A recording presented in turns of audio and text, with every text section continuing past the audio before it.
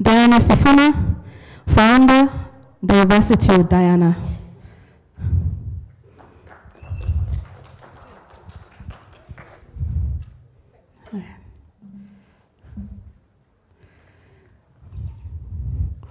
Moving to Miss Diana Sifuna.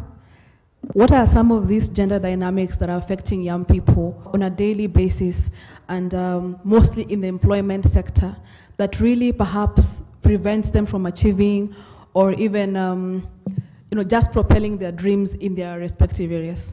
Now, I'm glad to be invited here, having been a friend to the organization and respecting my senior Anne Waruguru very much. As a youth advocate, as a female in this space, I'll tell you there's a lot we go through that probably we don't share. We tend to assume that gender means women. That is why the two-third gender bill is being discussed as a women's issue. Young people, we suffer a lot when we're being excluded from certain opportunities. People dismiss us on the account of age. When you look at our culture tends to exclude women in certain discussions. Our culture has emasculated men so much that when you see a female in a meeting, you think that either she's there because a favor is being done, she's there because a box has to be ticked, a diversity box has to be ticked, she's there because she knows someone. But guess what? We as young people have the opportunity to change the narrative. We have the opportunity to be the change that we want to see. My personal belief is that we don't have to try and change the system or the society. You be the change that you want to see. Sorry to speak to women for now, but then I'll also speak for the boy child. I'll speak for the men, because my passion for humanity and my passion for advocacy in gender inclusion is not exclusive to women alone, as well as people living with disabilities.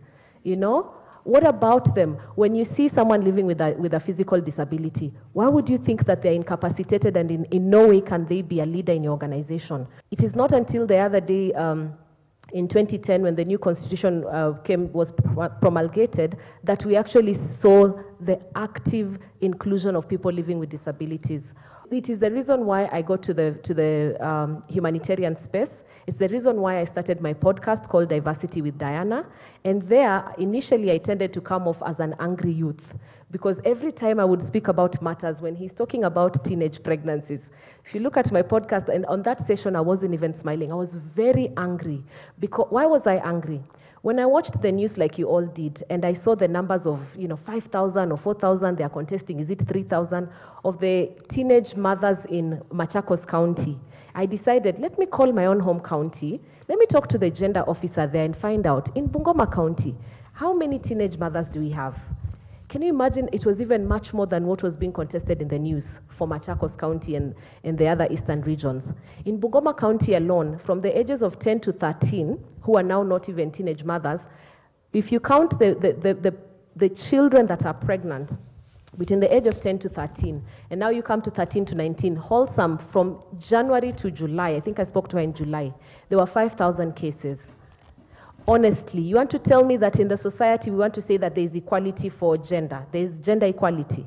How can there be gender equality in a homestead, but they allow the girl child to go through these injustices? I call them injustices.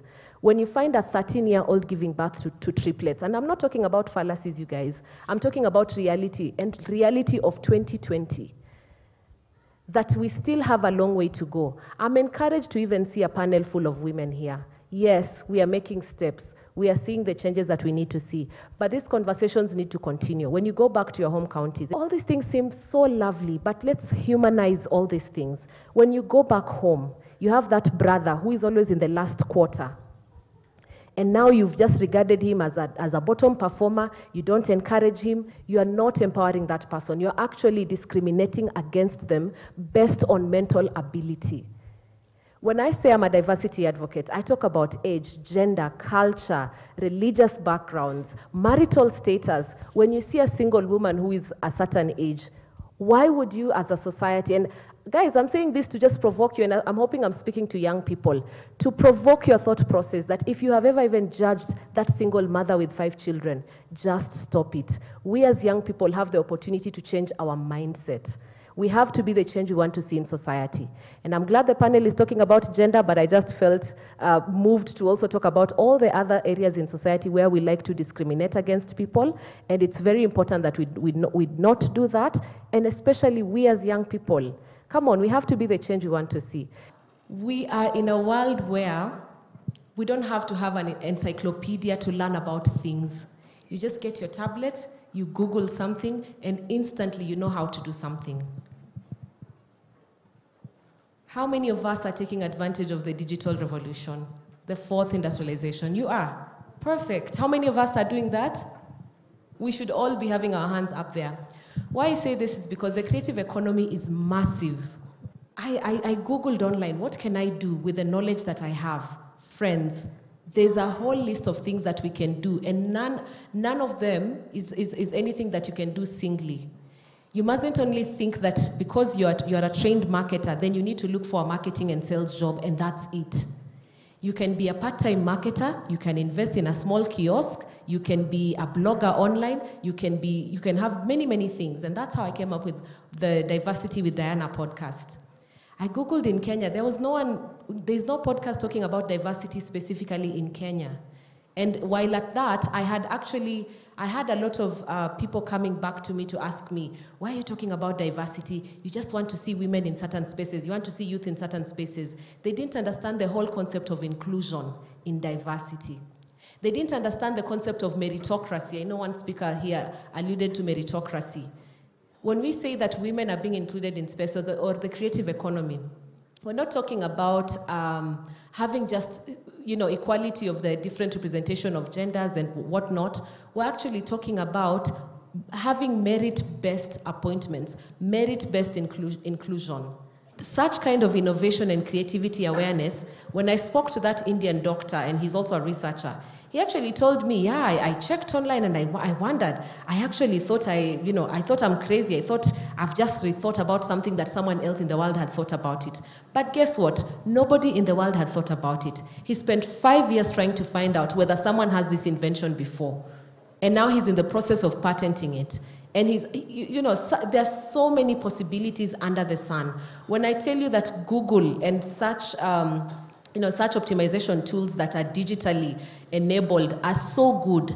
When I started the Diversity with Diana podcast platform, I didn't know so much about diversity in depth. In fact, it is only now that I can say I'm researching about diversity.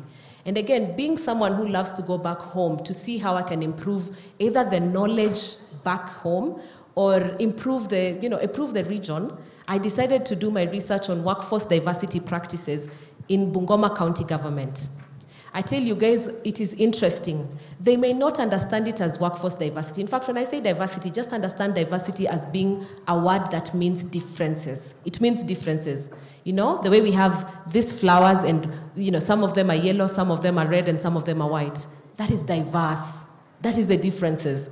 So when you think about diversity in the workforce, for example, Bungoma County, and I interrogated them, how many of you are natively from this place? How many of you are originated from Bungoma County? How many of you how many of you are married in the region? How many of you speak the language of the region, of the residents in Bungoma County? There's so much knowledge out there. People know these things. People know what is right. The county officers know what is right when they are doing their recruitment. They know that they must have youth representation. They know that they must have gender inclusion. They know that they must not discriminate anyone based on their religious background or ethnic background. But what stops people from moving forward? These are things that are enshrined in us. We grew up knowing that women's place is in the kitchen. So what happens to you as that young, A student who has gotten a job, and you go to the office, and your senior boss is who? Is a female. You don't even know how to address her. You start looking down, you start thinking, I need to look for another job. Even this lady, I don't know how she is.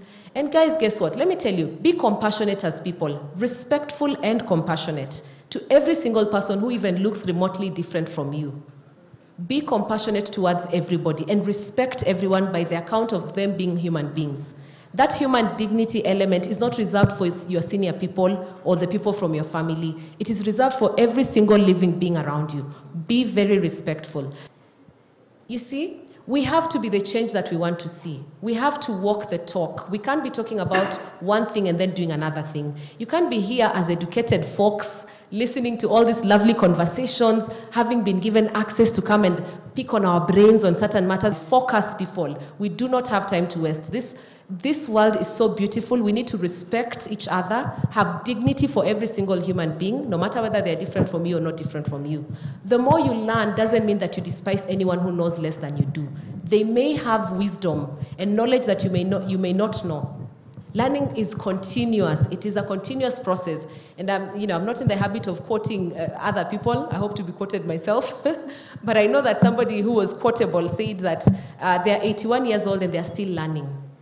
So learning never stops. So sometimes the knowledge you so seek, that wisdom you so seek, might be with that cleaning lady that cleans your house, and you tupia her 200 shillings, shika pesa yako, umenioshea manguo. Sometimes just engage them in conversation. You'll be surprised where you get knowledge and wisdom. Thank you.